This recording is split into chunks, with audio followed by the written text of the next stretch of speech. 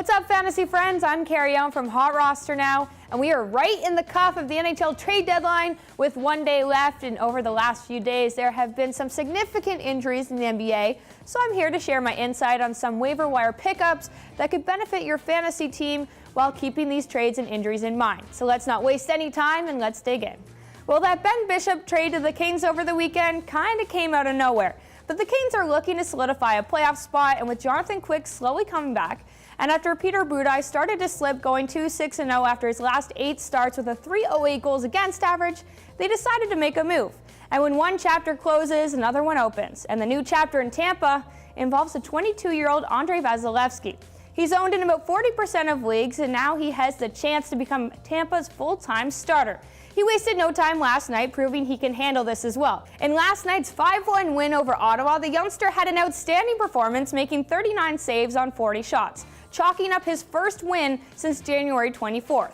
With the W, he improved his season's record to 12-13-5 with a .912 save percentage. So if you're a single-year owner, you should take advantage of his starts. He's not living in the shadow of Bishop anymore, and I believe John Cooper and the Bolts will give this guy a long leash. Tampa is also out of a playoff picture with 21 games left.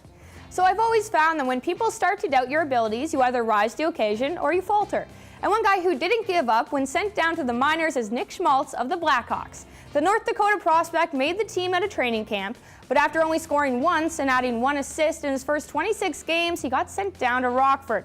But after some development help and some tweaking to his game, he's back. And he's on the Hawks' top scoring line with Jonathan Toews and Richard Panik. Now, if you see either Schmaltz or Panik on your waiver wire, you might want to snag these guys because they have been really gelling with Captain Sirius. Over their last 8 games, Schmaltz only has 1 game he hasn't registered a point. He has 12 points in that span, has a +12 rating, and has been averaging more ice time. Panik has 10 points in that same span with a +10 rating and is getting at least a hit per game. And if you have Jonathan Toews on your team, you must be laughing. Since January 20th, he leads the league with 24 points in 15 games. And he had a 5-point night on February 21st against Minnesota. This line actually combines for 38 points over their last 8 games. That is insane.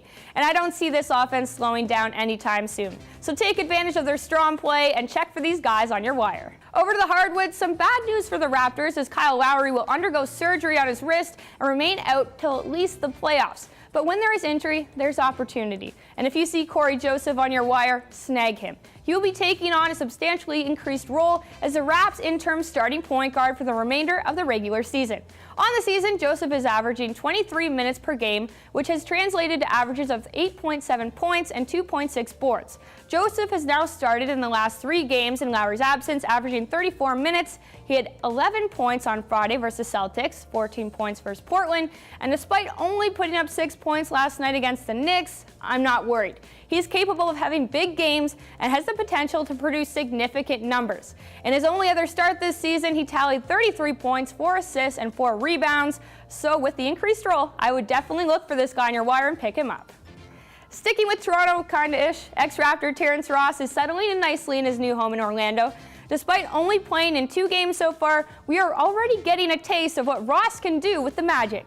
In his first game, he logged 32 minutes with 13 points, but his second game was even better, with a team-high 24 points in 35 minutes versus the Hawks. He's a small forward that can stretch the floor, and he shoots. He has a combined 32 field goal attempts during his first 2 outings, plus he drains threes, nailing 4 of his 7 attempts last game. Ross is only owned in about 20% of leagues, so I would definitely look for him on your wire. And that's it for me. For those of you who don't know what HotRoster is, go check it out. Go to HotRoster.com, download the app and give it a try. It's like no other fantasy game you've ever played. Then for some help winning the game, check out HotRoster today with Cam Stewart and Gary Thorne every weekday at 4:30 Eastern on the Fantasy Sports Network and at 6:30 Eastern on Game TV. For HotRoster now, I'm Carrie Oehm.